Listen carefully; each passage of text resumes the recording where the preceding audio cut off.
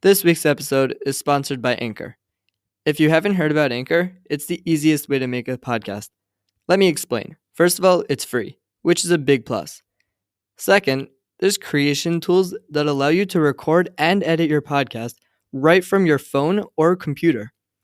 Anchor will distribute your podcast for you, so it can be heard on Spotify, Apple Podcast, and many more, just like our podcast. You can make money from your podcast with no minimum listenership. It's everything you need to make a podcast in one place. We've been using this and we love it. Download the free Anchor app or go to anchor.fm to get started.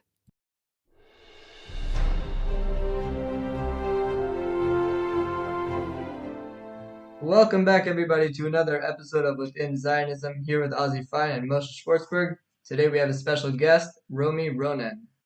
How are you? Hi, how are you? Good. This is going to be a fun episode. We've been doing these, like, many of them at a time, so these are a bunch of good ones. I'm excited. So my name is Romy Ronen. I'm currently a rising junior. I'm studying film at Columbia and literature at the Jewish Theological Seminary. It's a dual degree program. So I'm the vice president of a pro-Israel group on campus called Students Supporting Israel. I've also worked for Jewish and non-Jewish organizations outside campus that are geared towards promoting and spreading pro-Israel narratives on social media and in general. A little bit about my background. I grew up in Manhattan and I went to an international school before university. So I am personally very eager to talk about my Israeli and Jewish culture to people who may not know much about it, except for its inherently political presence on the news. That's a nice brief background. Brief. My family lives in Israel and I'm a dual citizen, fluent in both Hebrew and English. Both my parents were born in Israel and my grandmother and grandfather came to Israel in hopes of escaping where they came from. My grandmother was a Holocaust survivor and my grandfather immigrated to Israel from Baghdad during Operation Ali Baba. Having Israel as a home was so pertinent to both of their identities. I've actually never met my grandmother. She died before I was born, but I talk about it with my grandfather all the time. Yeah, it's really important to talk about it. I have one great grandmother still alive, thank God, and I wish I would have been able to talk to all the others. Unfortunately, she does not remember anything from the Holocaust. She was a Holocaust survivor as well. And I wish I could just talk to her about her stories. Talking to family members and just hearing, learning about your family history, at least to me, and I wish it was to most people. I talk to a lot of people and there's so many people that just don't know their own family history. And I feel like it's sad. Yeah, no, it is. I actually have never met my grandmother, which is horrible, but my mother has been so into trying to find her family and their lives in Germany before they died and finding cousins. And we actually recently found a group of cousins who live in England and we were going to visit them before COVID, but now we can't. But we actually did find an entire group of cousins. And actually recently I found a cousin through 23andMe, Ancestry, all those tests, that lives in the city, went to Columbia, and looks exactly like me. Wow, okay. That's so cool. Yeah. And the best part is, or the worst part is, they don't even know they're Jewish. Oh, wow. Which is crazy. So what are they doing with that now? Now they're rediscovering their entire identities. Wow, okay. That's amazing. That's really cool. Yeah. But it is sad. I wish I had more. I wish I had pictures. I have a lot of my Iraqi family. It's basically my entire family in Israel. But I wish I had more of my German, Polish side. All right, so now to our usual question that we ask all of our guests. How would you define Zionism? So Zionism to me is the Jewish right to self-determination in our homeland. After periods of oppression, persecution, and literally a Holocaust, Jews need and always have needed a safe and secure home. Regardless of this fact, Jewish indigeneity to its homeland, to Israel, is imprinted from thousands and thousands of years ago, traced through archaeology and biblical text. This isn't a myth, it's a home and it's ours. And I talk about this all the time on campus because people say, oh, it's just because there was a Holocaust. The land is not yours. The land is ours. It's traced back. And this is one of the most important points in my activism. Okay, so more about your activism on campus. Can you tell us, as a Jew, as a advocate, what goes on college campuses, Wow. or at least the one you're on? Yeah, well, the one I'm on is especially political, especially divisive, but I can go over it briefly in terms of SSI's point of view. At Columbia, the anti-Israel groups have what's called Apartheid Week in the spring. Oh So God. every spring and fall, we host as an additional narrative what's called Hebrew Liberation Week. There we talk about indigeneity like I had expressed prior. Every time we table for Hebrew Liberation Week as SSI, students will pass by and either protest by stepping on the Israeli flags or chanting from the river to the sea, Palestine will be free, and even sometimes just calling us racists, fascists, white colonizers, pink washers, or simply just spitting or pushing us. We always call security at the most extreme cases and file complaints and reports like every year, every trimester, every semester. There are a lot of loudly anti-Zionist professors that we, of course, complain about also. They constantly publish works on their social media or in publications about how Israel is a detriment. On the 1st of this month, Professor Hamid Dabashi published an article titled The Quiet Undoing of the Zionist Noise. So clearly there's a lot of hate on campus, and that's mostly owing to our political climate. In October of 2019, just to tell you, the Prime Minister of Malaysia, who's a known anti-Semite, came to talk at the Leaders Forum. As a representative of SSI, I asked a question regarding his remarks, and he basically summarized it as being his right to free speech. So that's really what we're dealing with here. Sometimes There's free speech and then there's hate speech. sometimes I'm But so apparently happy I live in there is Israel. nothing like that with anti-Semitism. Apparently anti-Semitism. But when there's racism and there's, Oh, you know, right. Yeah, sometimes I'm so happy I live in Israel because the most I get is things here and there, but for the most part, we're all Israelis, so Yeah, you have that shared home, you have that shared value. And here we're just representatives of that. So which we is always very have important. to prove ourselves, show ourselves. and there's another reason for all Jews in America to come to Israel or anywhere in the world to come to Israel. Right. That's what we're fighting for. That's what we're hoping for. So I was gonna ask you, as a Jew, how do they treat you? But you pretty much answered that before. Is there anything else that you would want to touch up Yeah, on that subject? I would like to add that I'm not only at Columbia, I'm also at the Jewish Theological Seminary. So clearly we have a Jewish community there. But that's not to say that they're all pro-Israel. There's always that thing that's holding me from being popular or very much liked, and that's because I'm Israeli. And I'm very proud of that, and I'm very open about the fact that I am pro-Israel, but then there's a cost to that. I'm not only Jewish, I'm also Israeli. So I'm not the angel or the social advocate or the human rights person that everyone is hoping for. I'm also the Israeli, and that's something that I is always challenging to me, not only at Columbia but also in Jewish communities. But I do find people here and there that are easier to get along with. So you said that every now and then when they have the apartheid week or whatever, you have to call security. Do you take some form of martial arts or self-defense in case you need to do something without security being close? Or what about the classic Israeli Krav Maga? That too. Right.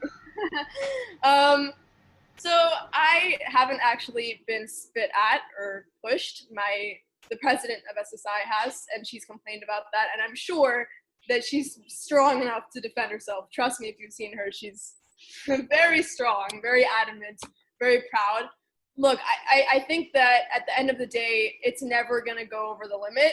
But if it does, I always have my Israeli mentality and my Krav Maga and whatever you may There call you it. go.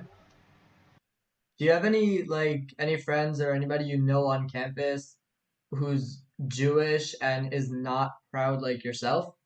Like someone who hides Yeah, it and yeah, like 90% of the Jewish community express being anti-Israel when it's convenient to them, but then are pro-Israel when it's not.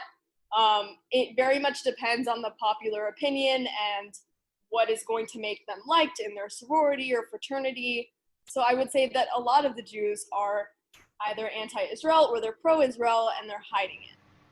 So we've already spoken before, and we've opened this Facebook group that we'll talk about later. But a lot of point of this podcast is trying to make a change in the Israeli world, the Jewish world, the Zionist world, just in general, do you have any other way that you on your own do to make a change, maybe change some of those people's minds? Yeah, I mean, personally, it starts small. So when I'm in my classes and we're talking about politics or we're talking about Israel, I tend to be the devil's advocate. I tend to be the one who's saying what they want to say, even if it's not like the right thing, quote unquote, to say. And then you find that either people will attack you, which is always fun, or they will join forces with you, but they were shy before because they didn't want to do it themselves first. So you always have to be the first person to express yourself. I use social media all the time. People know that I'm feisty on social media. I write op-eds all the time. People know that I'm feisty in my op-eds. I collaborate with people and co-author with people that I know respect my opinions and that will also express somewhere along the line, so I have support. In general, you just have to be the loud and proud one, even if it makes you not very liked. Does that answer your question? Yeah, no, that answers my question. Can you talk a little bit more about the SSI? Yeah, Students Supporting Israel, and we have a chapter at Columbia University. It's a pro-Israel, apolitical, irreligious movement, which means that we have people from different backgrounds, people who are not Jewish, supporting Israel, hosting events, having Hebrew Liberation Week. We literally just had a board meeting an hour ago. We work very hard and we're very active on campus. We're the only apolitical pro-Israel group, which means that we're the ones who don't post about politics. We're not pro one state, two state, anything. We just accept people who will purely advocate for Israel and fight anti-Semitism. So your goal is obviously to fight for Israel. What exactly is your process? What's your game plan with it? Well, in regards to SSI, it's a team effort. So when BDS comes along, we combat it. When anti-Semitism is just in our presence, we combat it. When So you mean there like are this is mostly on like social media and like it's exposure, social or is there media, anything? yeah, it's social media, it's events, it's tabling on campuses, it's writing op-eds, it's a whole variety of things. It's an entire movement, and we're just a chapter in that movement. And if any of our listeners wants to learn more about this, do you have a website, social media pages you want to share? Yeah, of course. You can just go to our Facebook, Students Supporting Israel at Columbia University, and we're right there. Okay. You can contact us. And we'll probably put the links in the description wherever our listeners are listening right now. Of course, you can also contact me. I'm very public. Okay. So let's talk about this Facebook group that we started and we're working on actually publicizing. Basically, Brian, who we had a few episodes ago, connected the three of us, and we came up with the idea of trying to get as many young Zionists from around the world together in one chat room. What would you have to say about that? Obviously you're helping us with this, but let's just try to promote it a little bit so people know that it's an actual thing now. Yeah, so I'm really excited about it. I think that it's a great way to unite not only Jews, but also Zionists, like non-Jewish Zionists, Jewish Zionists all over the world, and to just have a safe space where we can express ourselves and we can find things to either complain about or to promote. I think it's a great way to get all the young Zionists together. And I think that it's going to be a lot of fun, but I also think it's going to be really important for us in general. All right, so if you're under 25, then you can find us on... we made an under 25 rule. I don't think we need to be so strict about that. Obviously, anyone is welcome. Definitely not too strict about it. Yeah. But yeah, I think anybody who's listening or anybody who finds interest in Zionism, I mean, obviously, if you're listening, then you are interested in Zionism. We have this Facebook group created where you can share any of your thoughts, anything, any articles, any news updates, anything that goes on. You can find it on Facebook, Young Zionists from around the world. Amazing. Sounds so exciting. Yeah, and in addition to that, obviously, we have our Facebook group within Zionism. You can check that out as well. Do you, Rami, do you have anything you want to promote? Well, anyway, on the topic of just promoting our stuff? Yeah, of course. I just want just like be loud, even if you're in a group of people you know don't agree with you. Be confident in the fact that you know yourself, you know your identity, but that you also have done research and like you know the things that you do know, and there's nothing to fear about just being loud. And Yeah, it's something we've said many Yeah, times. there was an episode a while back that we did where pretty much every 3 seconds throughout the episode, I was like, just talk, just talk, just talk, just talk. And like everybody, whether you're on the right or the left or whatever, wherever you're from, whatever side you're on, just have your opinion heard. And if you're, I would say like, if you're wrong, you'll learn. And if you're right, you'll teach. You know, Yes. like, I don't think I've ever put it that way, actually. That's really good. But like, wherever you're from, just talk and learn and teach, and let's all unite each other and create a better future. That's what it comes down to. I agree. Thank you so much for having me. It's our pleasure. Sure. It's amazing. That's a wrap of another amazing episode of Within Zionism. Thanks for being with us once again. You can find all of our sources for episodes that have sources, all the links that we spoke about in this episode on our website in the Learn More button. It is working now. A few episodes we said it wasn't. It is totally working now.